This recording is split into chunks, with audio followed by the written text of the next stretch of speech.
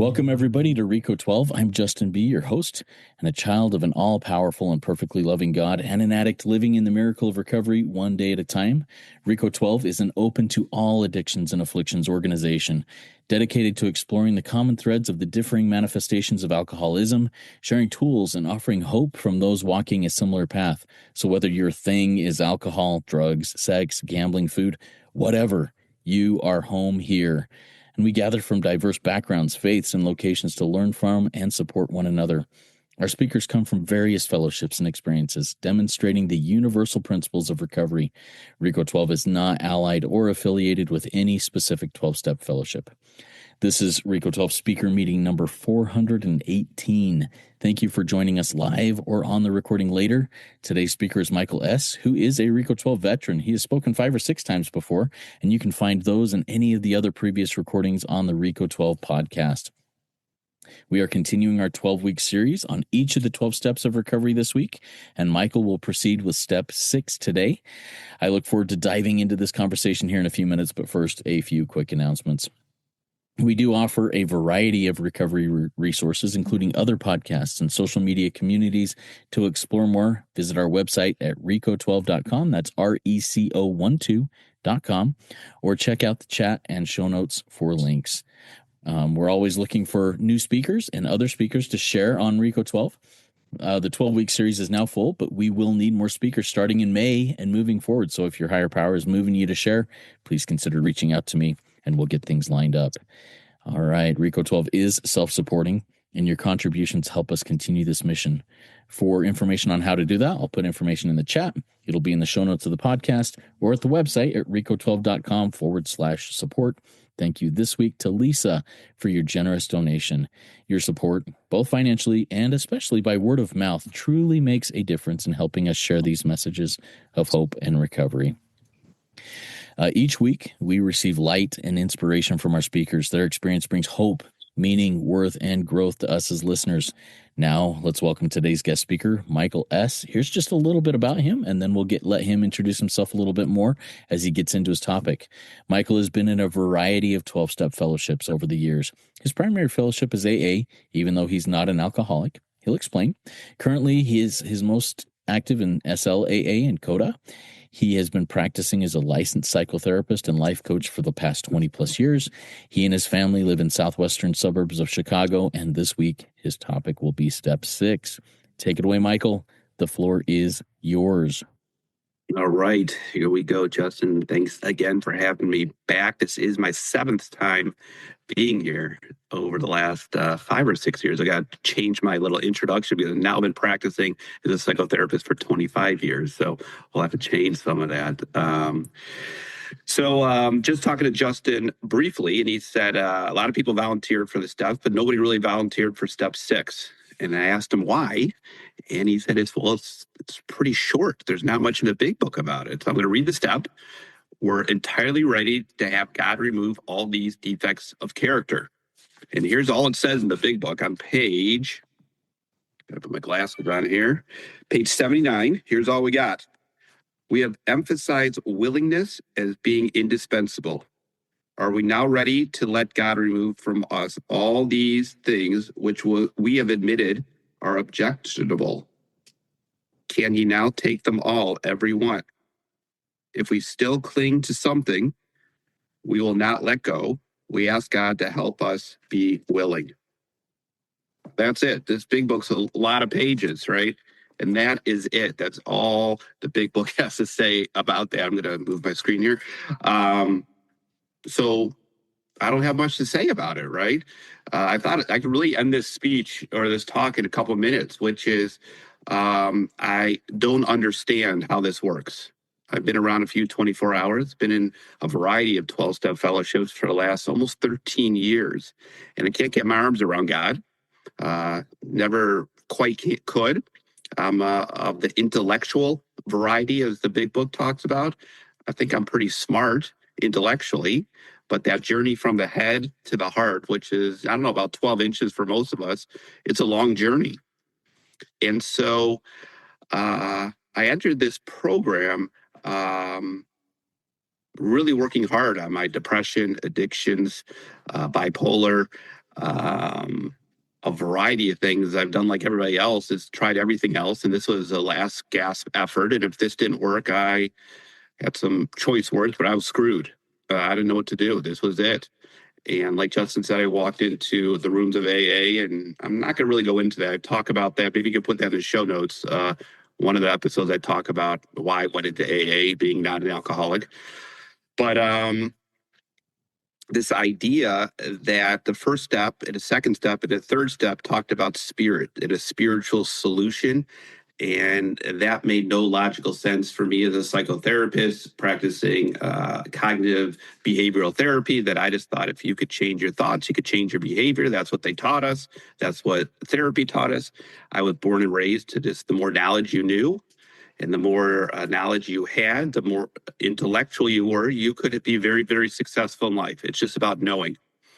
I didn't know if I was going to share this or not, but I got really angry at my financial advisor a couple of weeks ago. I was telling her how I'm working hard to get out of debt, and I was telling her how sometimes I call it a relapse. I'm impulsive, and often when I'm impulsive, I spend money. And she said, "Well, you just can't do that, Michael." And I said, I just noticed my blood pressure raise. I was like, no shit, I know I can't do that. And I said, listen, I'm really responsible most of the times, but once in a while, I do these impulsive vacations or I buy this impulsive thing. I spend money. That's often what I do when I can't deal with my feelings. I spend money. And I could see her shaking her head, and I could feel the judgment. It felt judgment. I started to shrink and have some shame. And she said, well, do you see, Michael, you can't do those impulsive vacations. I understand that, but I do. I'm an addict. And she's not she's not a 12-step program. She's not a therapist. She's just a financial advisor. She does great in her job, but very linear thinking. And I wanted to say to her, and I didn't because I bit my tongue. I said, do you know how to lose weight? Do you know how to get in better shape? She goes, oh, yeah, I know how to do it. You just eat less and go to the gym. Well, you got to do that. And she probably would say, well, yeah, but I don't. So to me, this step 6 is really tricky for me because I know my character defects. I call them character defaults these days, which is I'm defaulted into a way of being when I was like 6, 7, 8 years old. And I had to be that way to survive. Right. And so I kind of got stunted. So I know my character defects like better than anybody. Like I know how selfish I am, arrogant and righteous and opinionated and superior. Like I know these back and forth. And I know exactly how not to do them. All right, here we go.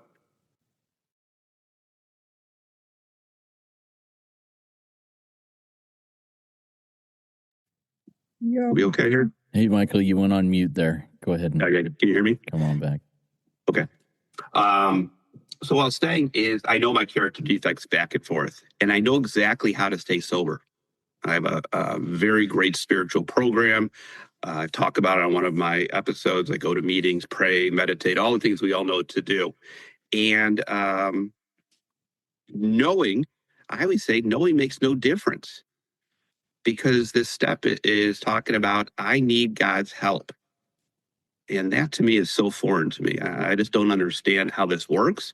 But when I am able to take a breath, pause, postpone action until serenity enters, pause, and say, God, help me.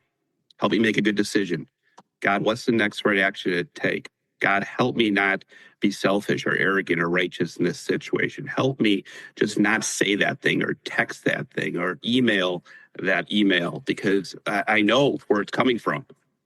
And left to my own devices, I don't know, maybe 40%, 50%, I make some really good decisions. So it's not like self-will doesn't ever work, right? But over time, it doesn't. It's kind of like a muscle. Like I could go to the gym and bench press and I could do 3 sets of 12 at X amount of weight, but over time, that muscle will fail me. And I think that's what self-will is. So to try to understand why this God thing works, I've read, I've talked to people, I've studied it, talked to my rabbi, talked to spiritual leaders. And to this day, I don't know why. I just know it works. And that's really difficult for somebody like me. I want to figure out why, right? And I don't know why. So I felt like this is all I could talk about, Justin, is that I asked God for help for some direction.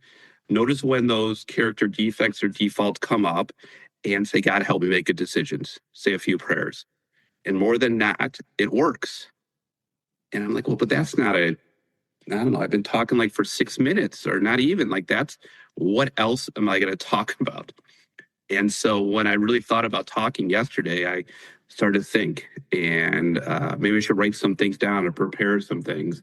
And I know that's not how I've ever spoke, not only outside of rooms of the 12 steps, but here or anywhere. It's just, it feels like I wing it.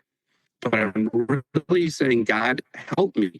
Help me not be so selfish and arrogant and righteous. When I listened to some of my other times I was here, I did it from a place of arrogance and righteousness.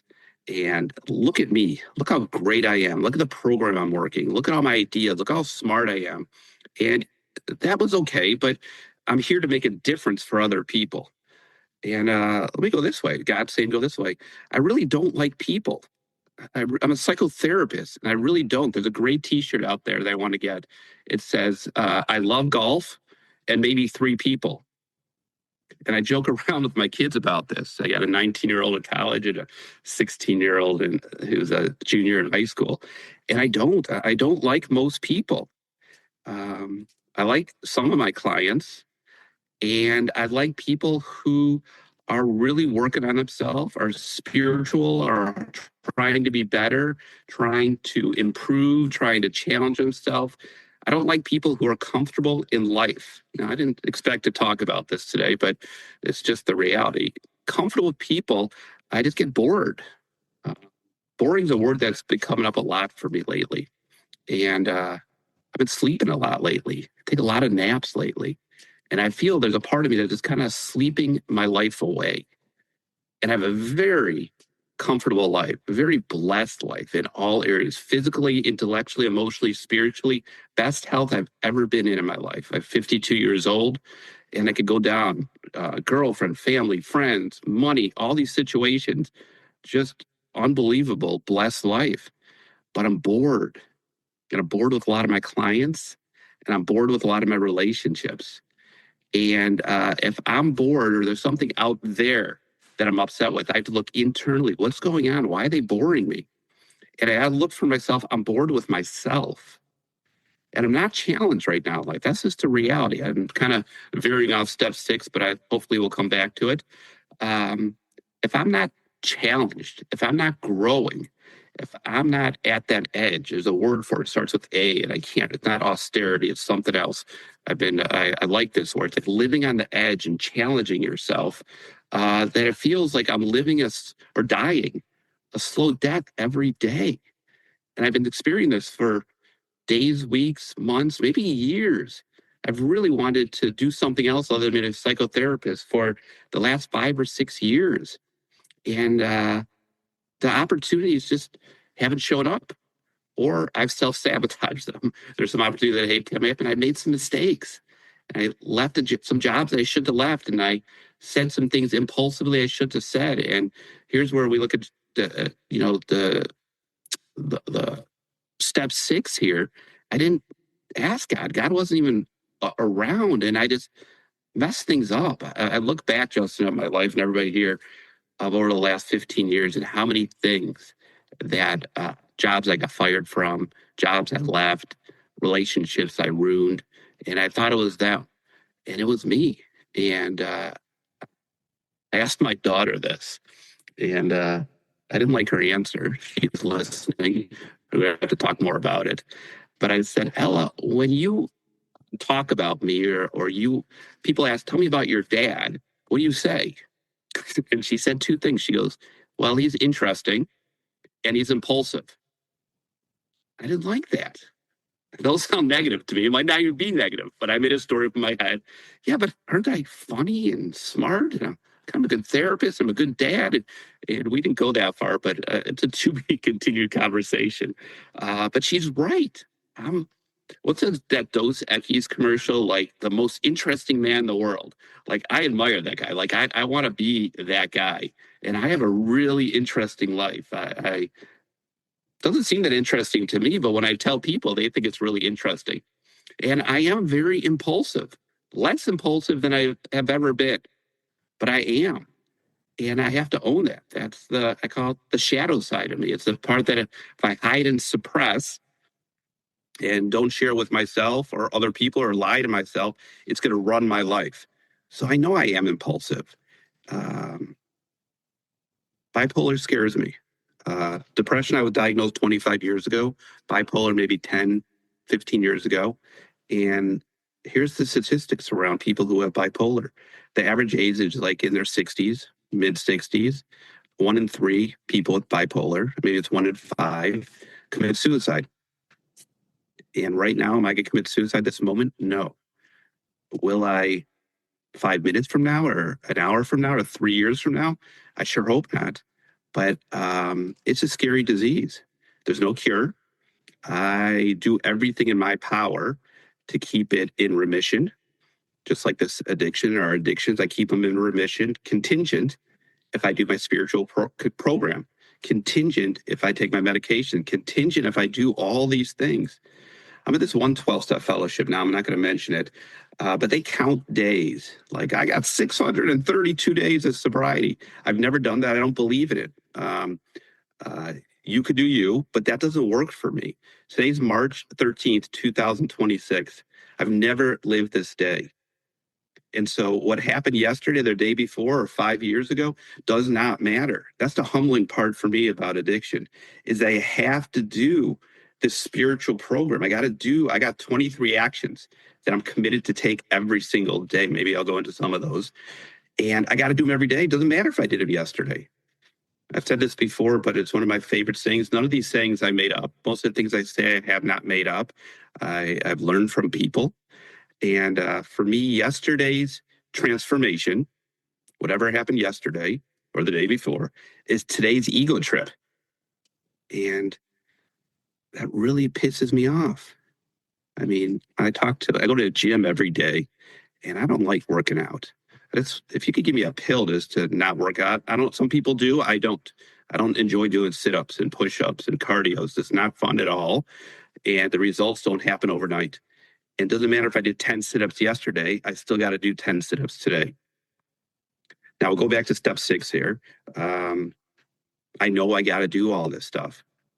And there's really not much to say here, Justin. I feel like I'm repeating myself, which is, God, I need help. Now, I know like my daughter might be listening, or my parents might be listening to, or other people in my life who aren't in a program like this, might not believe in God, might not believe in spirituality. Like I could just feel the people in my life who I don't think it's a judgment. It just went under like, what do you mean, Michael? Like you have to ask God for help. Like, why can't you just do it on your own? And that's the way I was raised. And so I don't know. I don't even know what else to talk about, Justin, other than I need help from this power higher than myself. And often, if I can't get my arms around what's a power higher than myself, I think God works through people, places, and things. So I might call somebody. I might talk to my dog. I might go to a meeting. Just anything outside of me to say, is there a different perspective? What do you think this action I'm about to take? Because for me, it seems like a really logical text to send, email to send, place to go to eat. I don't know about you guys, but there's a part of the big book or some of the way I sponsor what it talks about, when you get through the whole program, you easily are able not to act out. And I don't agree with that at all. If anybody said to me right now, you want to go get a drink? I'd love to go get a drink. I love the feeling of being buzzed. You want to go to a casino? I'd love to go to a casino right now. I just think of the good times at the casino. You want to go eat something unhealthy? Yeah, I'm in. You want to go gamble a little on March Madness? Yes. The answer automatically is yes. unfortunately, I don't remember all the bad times. I want to share this. This is a weird thing that's been kind of for me. I don't know why I'm sharing this either, but God says I was a really good basketball player when I was younger. I was like an 80% free throw shooter. I got MVP in some tournaments. I was a really good outside shooter. When I think back, and this is really disturbing to me, when I think back about the shots I've made and all the free throws I've made, and even the shots I've made in practice, to this day, I cannot remember making any baskets, not even in practice. And obviously, to be an 80% free throw shooter, you had to make some free throws. I literally can't. I remember a lot of misses and a lot of bad passes. And I'm not sure why that is. And I have no clue why I'm sharing that today. So maybe instead of just repeating myself over and over, trying to buy time here, Justin, maybe I'll have a little conversation, ask some questions, see where we go. If you're okay with that, unless you want me to just keep repeating myself. No, I'm absolutely okay with getting into questions right now. Okay, Yeah. good. Awesome. Thank you so much, Michael. I appreciate it. And step 6 is a short one. It's one that I was looking forward to hearing how you do that, and you did a great job. Thank you for going through that. You said a couple of things, and I want to jump in on one of them because when you said it, my mind went. I'm going to age myself here, but you said, what I know, knowing makes no difference. Knowing makes no difference. If I know something about something, it makes no difference. My mind went right back to a Saturday morning cartoon when I was a kid, G.I. Joe. And at the end of the G.I. Joe cartoon, there was always the moral of the story type thing, little thing. And then the little kid, after he learns the lesson, goes, "Now I know." And G.I. Joe then says, "And knowing is half the battle." Now, I want to ask you a little bit about that. Knowing makes no difference. Knowing is half the battle. Tell me a little bit more about what that means to you in life, in recovery. Yeah, I think I like that way better. Knowing it doesn't make no difference. I think it's half the battle. So obviously, as a therapist, that's my job, is help people figure out why they are the way they are. And knowing does make a big difference. So now I know, I see where this comes from. I'm dealing with the trauma. I know, and I know my character defects. I know a lot about myself. But I have just seen over the years, whether it's with the program or definitely with therapy clients, that knowing hasn't had them change their actions. And they just like the insights and the aha moments. And I want to learn and learn more about myself. But I've learned over the years that most people aren't changing. It's a frustrating part about therapy. It's a frustrating part about these programs. I see so many people in the rooms over year after year. They're working really, really hard, but their life isn't getting better. They're still at that crappy job. They're still with a partner that they're really unhappy with. Now they know that they shouldn't be with that partner, and they know why they stay with their partner, and they know that they know everything, but they stay. Now, again, I don't have the answer for that. But if we look at this step, it talks that you need spiritual help. That left up to you, left up to me. I've been divorced almost 12 years now. I would have never left my ex-wife. Not that I was like super happy in the relationship, and I knew it wasn't healthy for me, but I couldn't leave. It's a little answer to your question. Yeah, thank you for going into that. I once heard it described step 6 and step 7 described like this. Step 6 is stop doing what I want to do. And step 7 is start doing the things I don't want to do. For me, my default is to be selfish, is to think, how can I manipulate this situation here to serve me? How can, what's in it for me? And if I'm in that place of willingness to let God take those character defects and defaults, I like how you call that, I need to be willing to say, okay, not what's in it for me, but what can I do to help somebody else? Talk to us a little bit about that thought that we have that I brought up there, if that triggers anything with you. Yeah, and before you answer that real quick, if people have a question, please type it in the chat. And if you want to remain absolutely anonymous and not have me read your first name, either direct message me or say anonymous, please, and I'll get those questions. We moderate the question and answer here in this meeting. All right, so go ahead, Michael. Thank you. Yeah. So this is an area that I hope you would ask a question like this because I'm so stuck on me and I. There's actually Tim Ferriss recently wrote an article about how self-help and therapy is a waste of your time and doesn't work. And I haven't read the whole thing yet, but that in his 70s, it was a self-help generation. It's all about me and I. Got to fix me, me, me, me. It's all me and I and my wounds and my life. And I talk about this 23 item checklist that I have, and all but four of them are all about me. Go to a meeting, speak at a meeting, um, prayer, meditation, laugh, eat healthy, whatever, go to the gym. And there's a couple of them that said reach out to other people, take your dog for a walk, see how other people are doing, reach out to somebody who just joined, a newcomer who just joined a program. And those are the ones I consistently don't do day in, day out. And it sounds weird. I'm really working on this. I need God's help on this one. I do a lot of service. I've in the work I do, I've sponsored a lot of people, or at least attempted to sponsor a lot of people. I have reached out to a lot of people in the past, and Bill Wilson wrote a letter to the grapevine. I think it was in 1941, called "The New Frontier," and he talked about after 20 years of being sober, he was experienced a terrible episode of depression. And I kind of feel like that now. And what he talked about is this idea of emotional sobriety. And this idea, what he was falling into the trap is that, he was trying to sponsor people and people weren't calling him back. Or he was trying to get people through the steps and very few would do it. Or he was giving all this energy to people, places, and things.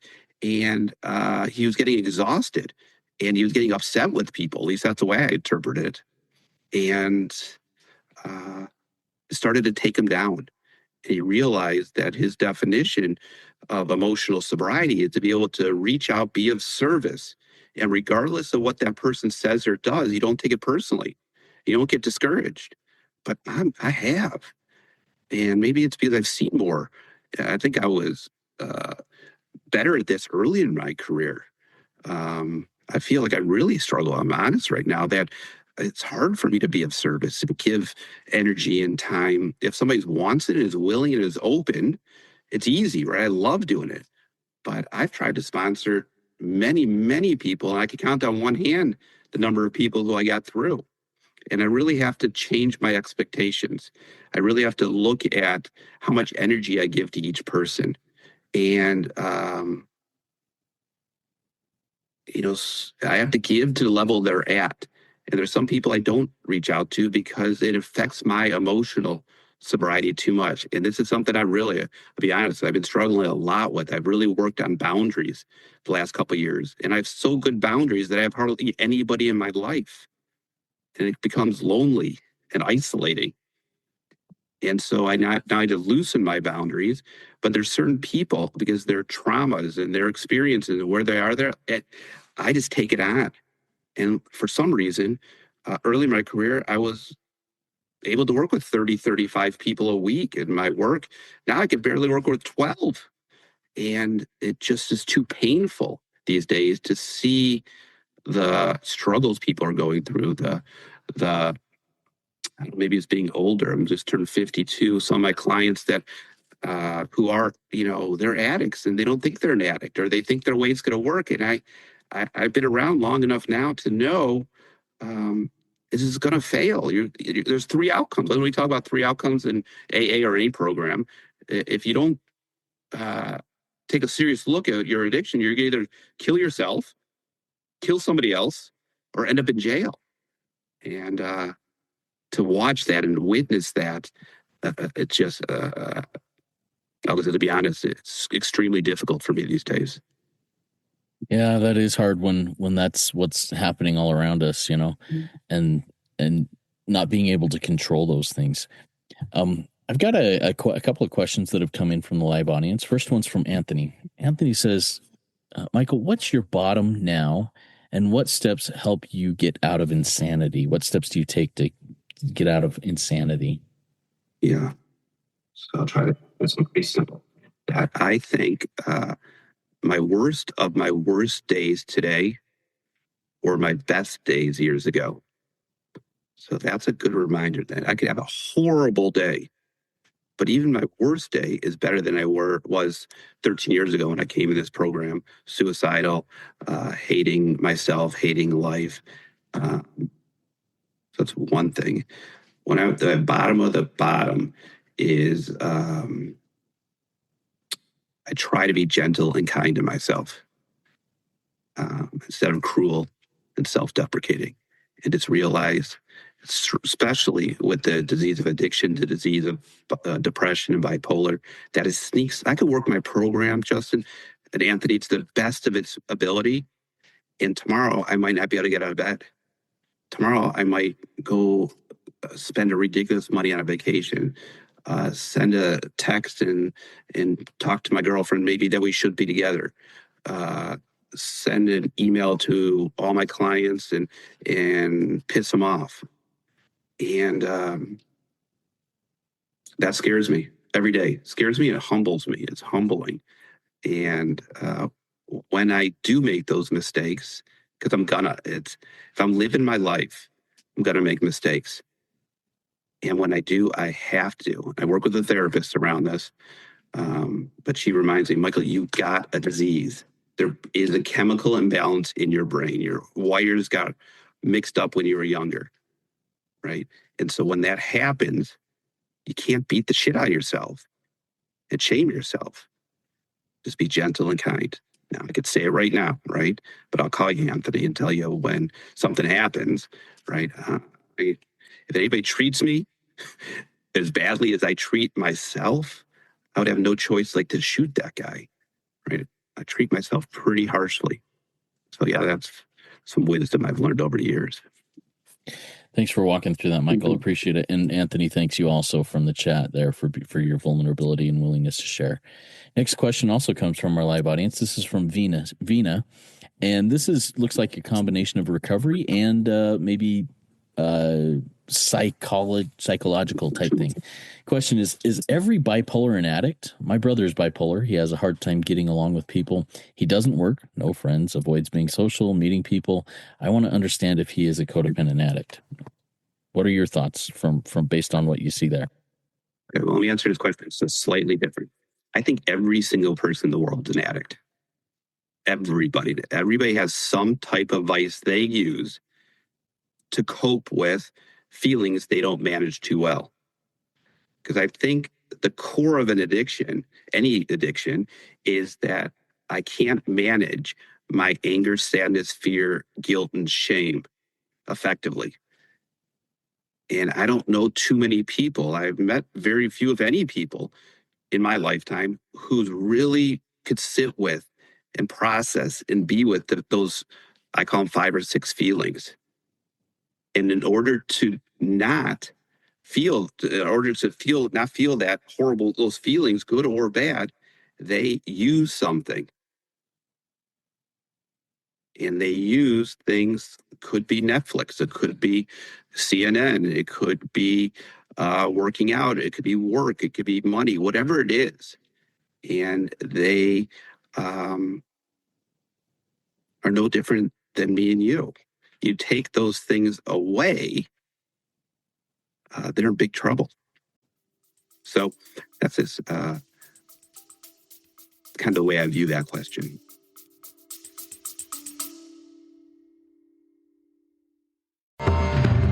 Got questions about addiction, recovery, or just life in general? Let's noodle it out together. Grab your big book, a pen, a highlighter, and a notepad, and join Nikki M and me, Justin B, on Rico 12 Noodle It Out with Nikki M. Each episode, we take real-life questions, ours, yours, and those from the recovery community, and dig deep into the big book of Alcoholics Anonymous to find real, practical solutions. So, if you're ready to do the work and apply the solution, tune in to Noodle It Out with Nikki M, streaming now on your favorite podcast platform.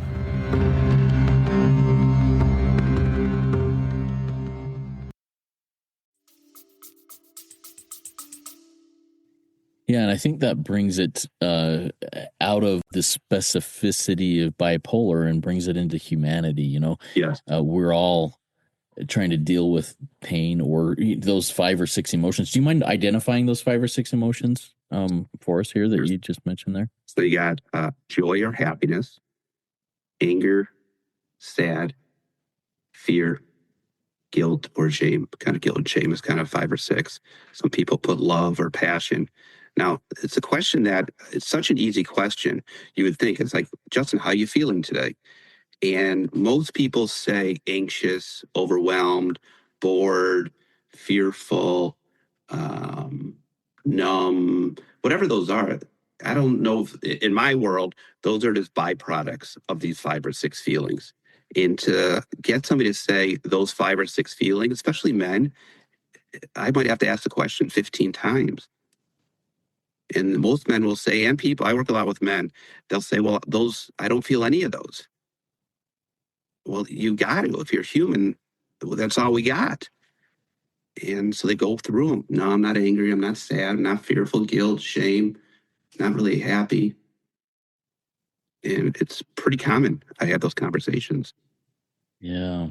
And I well, in active addiction, I definitely was not able to identify those feelings, especially towards the end. Right. I numbed out before those feelings came in, and so I didn't feel them.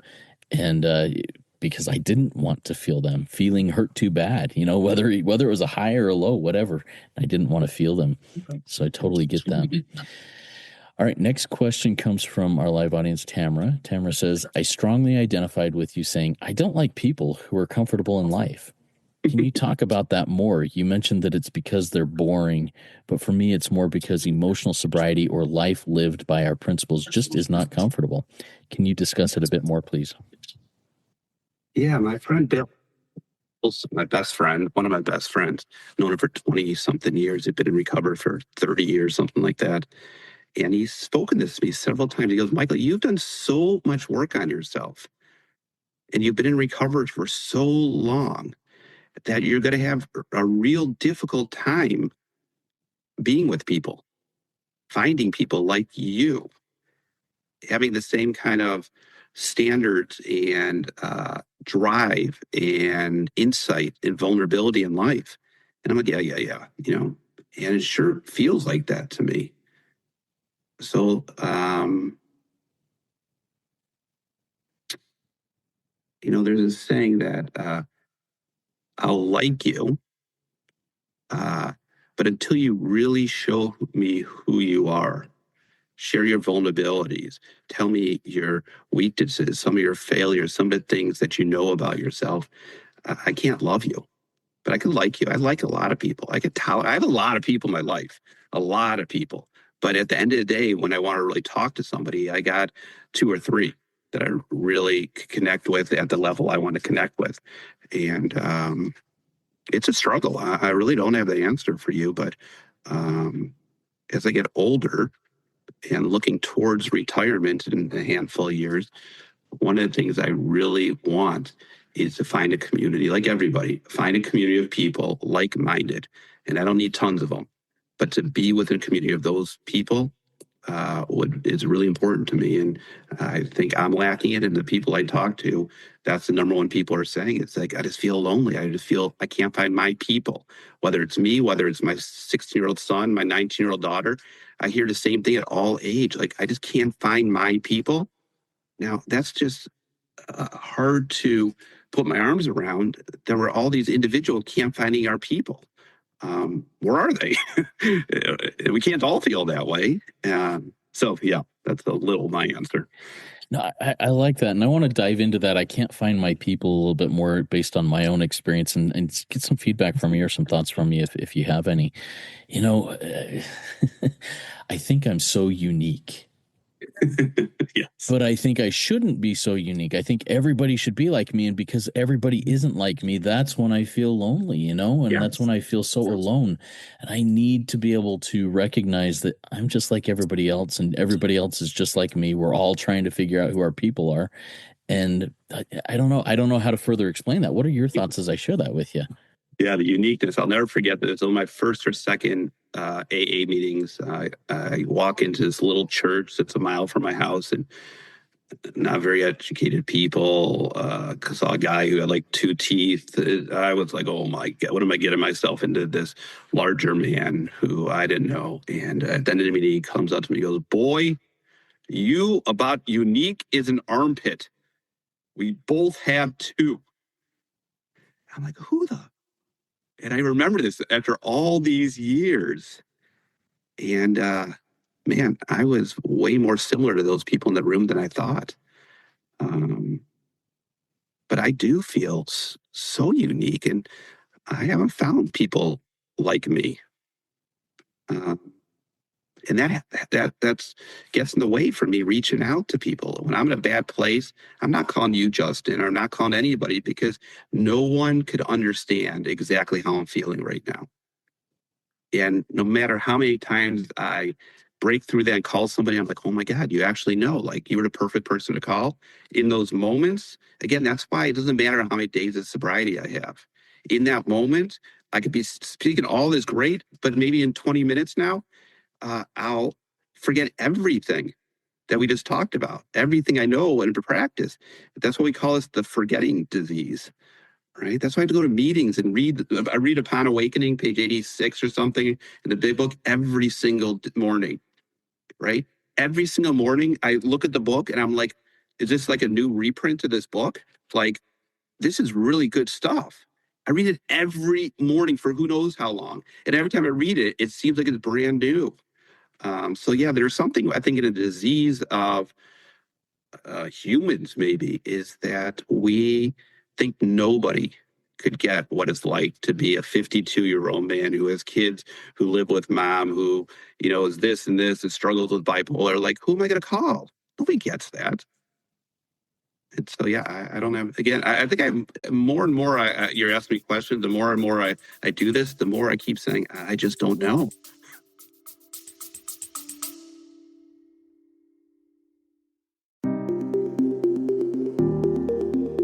Hey, Spearheads, if you're looking to dive deeper into the big book of Alcoholics Anonymous with people who live the solution, then you won't want to miss RICO 12 Big Book Roundtable. Join David G., Nikki M., and me, the moderator Justin B., 3 recovered addicts from multiple fellowships, as we break down the big book line by line. In each 30-minute episode, we share our experience, strength, and hope in a real, raw, and practical roundtable discussion. So, if you are ready to learn and apply what you learn, tune in to RICO 12 Big Book Roundtable on your favorite podcast platform.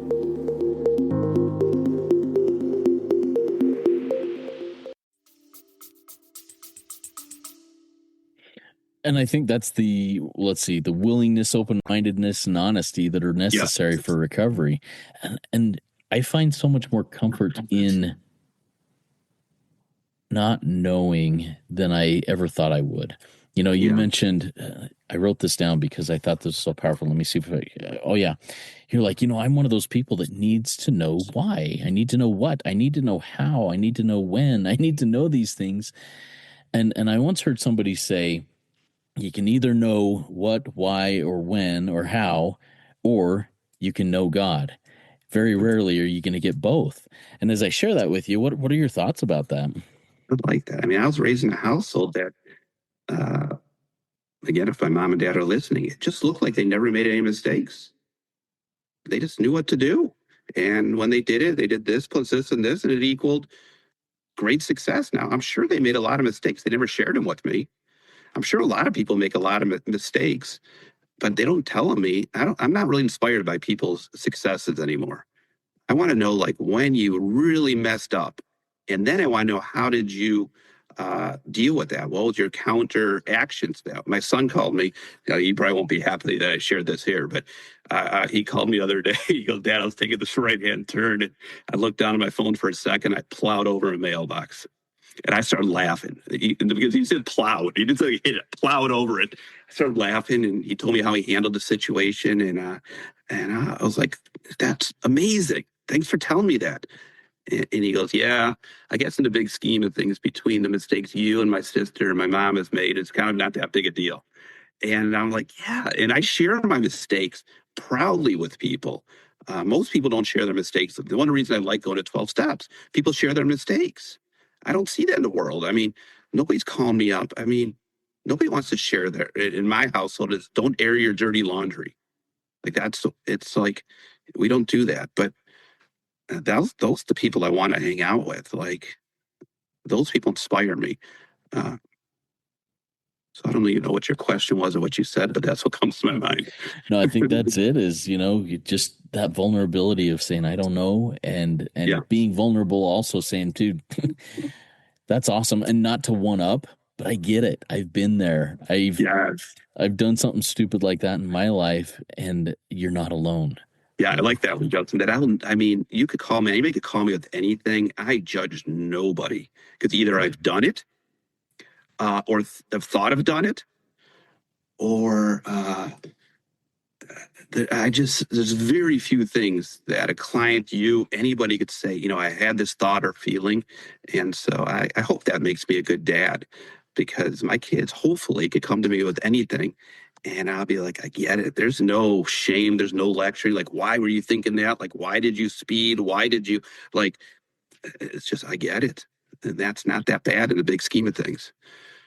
Yeah, and what you said, either I've done it or I thought about doing, and a thought that came to my mind, or I know somebody that has done it, and I still love that person.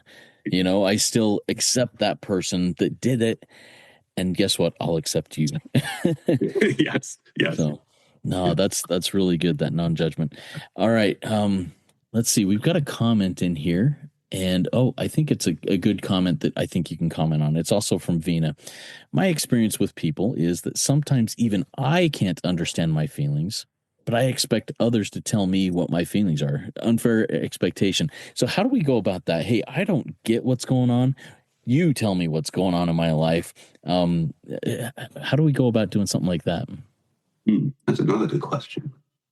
I think as a therapist, often people will say, just tell me what to do or tell me how I feel. Because that's why I'm coming to see you, Michael. And my trick question, the therapist I got a lot of trick questions and give you the behind the scenes of what therapists really do. And you might never see a therapist again after you know all this stuff. But so the question always is if somebody directs a question to me that I don't have the answer for, it's always like, I'll be happy to give you the answer. But first, tell me your best guess. Tell me how you feel. Tell me what you think. And so they start talking, and 9 out of 10 times they'll never come back to me and ask me the question. They'll forget, and I'll just be like, "Phew," because I don't have the answer, right? So that's a good question. It kind of goes back to what we were talking about. I have some compassion and empathy for when I say to people, "How do you feel?" And just choose one of these 5 or 6, and they're like, I don't know." And like, I used to be very judgmental. Like, what do you mean you don't know? They're like, well, I just don't even know. I don't think I'm angry or sad or fearful, but I know I'm not feeling great at all and I'm suicidal, but I don't feel angry and sad. And so, I don't think we learned that. I didn't learn that very well as a kid. I knew 2 feelings. What I looked at adults, you're either angry or you're happy. And I clearly saw what anger looked like. And I clearly saw what happy looked like. And then everything in between, you just didn't talk about it. Or and so I didn't even know what those feelings were. Um, it took me a long time to learn that. And mostly, I learned most of my stuff from people in these rooms, and they share and they tell me that I learn a lot from my clients, learn a lot from other people who have the the vulnerability or the courage to share some of these things, and then we talk about it. So again, I'm not sure how to answer that question either. But I love where we're going in this. Early on in your talk, you said, I just can't get my arms around God. God, whatever God is, but I rely on God in these types of things, but I just can't get my arms around God. Um, I want to reflect that back at you and say, has Yeah, God gotten his arms around you? And what does that look like in your life? yeah, God does. I think it's God. The moment I closed my eyes and said, God, what do you think? Big Mac or salad? 2.2 seconds, salad. That's God. Or I close my eyes. What's the next right action to take after this call? go take your dog for a walk. It just comes. I think that's God. I don't know where it comes from, Justin. And if I focus on just the next right action, I almost always know the next right action. I don't know the action after that. So I know I'm going to take my dog for a walk after this. After that, I have no clue what I'm going to do after that. But I don't have to worry about that. I just have to worry about taking my dog for a walk. So, yeah, I think we talk about in the program having a spiritual experience or spiritual awakening. And this idea for me of spiritual experience is, how did that just happen? Like, that made no logical sense to me. Somebody said when I first joined AA, they said to me, "Do you realize, Michael, that you've been coming here for days, weeks, months, and you're starting to smile and joke around and go out to lunch with us sometimes?" And I call it a spiritual experience because I don't know if that started yesterday or that was going on for months. I have no clue. I didn't even notice it myself, but they were right. And again, it's that makes no logical sense to me. How that I could close my eyes and say some simple, God help me with this, and that works. But when I open my eyes and I just try to figure it out myself, I can't do it.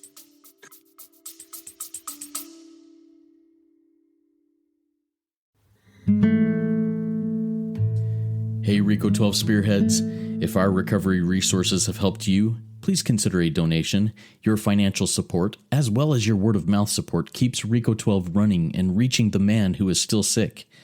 Donate today at rico12.com/support or check the show notes for PayPal and Venmo links. Every contribution helps carry the message. Thanks for being a Rico 12 Spearhead.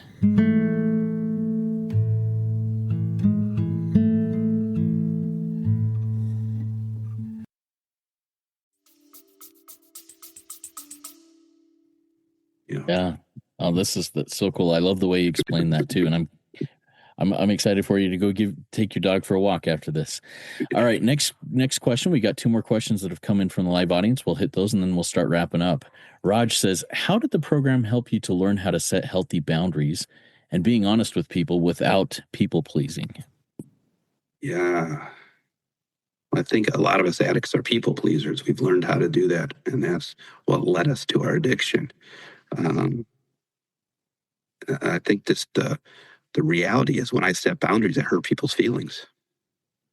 And I could try it, and I've tried it in all different ways. But people don't like that. I don't want to use specific people in my life. And I'm very conscious these days of mentioning mom, dad, brother, sister, girlfriend. I wasn't so much earlier in my life, but now I don't want to say this person, this is what I've done. But my emotional sobriety, my emotional health comes way before my relationship with you. And so I'm going to say, hey, when you do that, or when you say that, or when you imply that, or listen, that doesn't work for me. And if you're going to do that, I can't be talking to you. I can't be hanging out with you. And they don't like it. Well, stop being so sensitive, or I don't know what it might be. It has me have very, very few people in my life. Something I know I need to work on, because I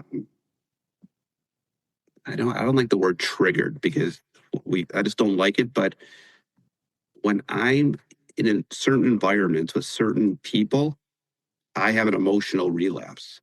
And it seems like it's getting worse. And it's like one of those things, like knowing makes no difference. I've done a ridiculous amount of personal growth, and I know I shouldn't, but people's energy really has an effect on me. So I am so probably one of the best I know to keep myself in this bubble. I don't watch news. I don't read the newspaper. That stuff it just upsets me. And I used to say for years, well, I just don't care. I don't care about that stuff. And the reality is when I say that, and I tell people this, if I ever say that, it means I care so much that I can't allow myself to care because it's so painful. So I have to say I don't care. And so what's going on in the world and the news, like, I don't know how people do this every night and watch the news or read the news. It's like maybe your brain is wired differently, but it sure has a negative influence on my outlook on the day, and I can't do it. So I don't do it. Yeah. I love how you shifted that from, saying, I don't care about that stuff to recognizing, and this helped me recognize this just now. I can't dwell on the news. I can't do it because it just jacks me up. And so I've said stuff like, I just can't do that, or I choose not to do that. Kind of the same thing as I don't care, but man, I care too much because it sends me spinning and I dwell on those things, and not good. I think I had an insight really quick. Go ahead, because one reason I like speaking is, or sponsoring or helping, is I get more out of it than the other person, right? But this insight I'm having is as I get older and I see people taking certain actions, and I've been around long enough to know that you might be the anomaly who gets away with that. But it's like you're on the railroad tracks and the train is coming and you're going to get hit really soon. And they say, no, not even, I'm not even on the railroad tracks. And if I am, the train's not coming. And I don't want to see that disaster because I've seen it over and over and over again. And if we're around these programs enough, right, we see people go out there and do stupid things, and we go to funerals, and it's those people who said, no, I'm good. So it's a good insight for me. I haven't seen that really. Well, I really appreciate your shares today, Michael, and going in on step 6 and in on other things that have been very helpful for me. Do you have any final words of wisdom before we start wrapping this up? Yeah. I would say, again, might not have to do with step 6, but some of the things that have been helpful for me lately is to stay in my own lane, to focus on me and my recovery. Your recovery is none of my business. To focus on me and you do you. Making this program really simple for myself. If somebody wants these 23 action things I have, it's a little check thing. If I do those 23 things every single day to the best of my ability, it doesn't matter how I feel or the results I get, that over time, life will get better. It's kind of those ideas that if I do 20 sit-ups every single day consistently, it's pretty impossible for your stomach muscles not to get bigger and stronger, but you won't see that right away.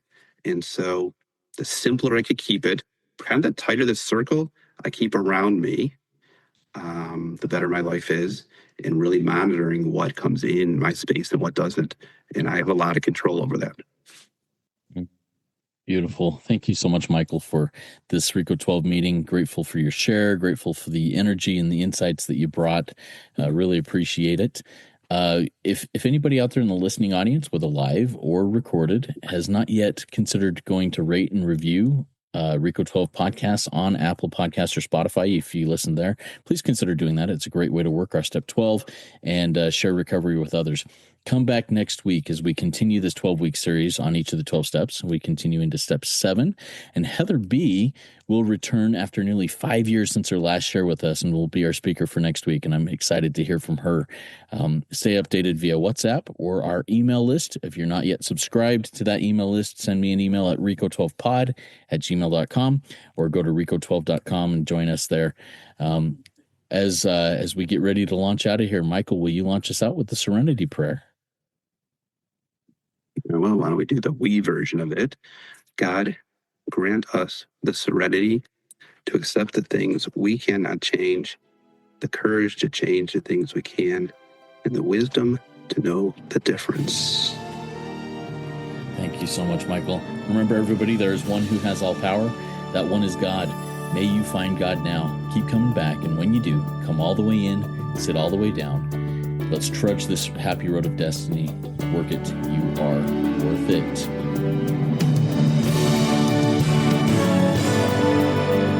Standing still a moment, carving out this time, reflecting on the landscape of this life of mine. Peaks too high to conquer, streams too wide to cross, troughs too deep to walk through without incurring loss. Yet here I am, still standing tall, despite the rough terrain. One like me me survive the storms and walk through wind and rain. Still standing, I will fight the good fight. Still searching,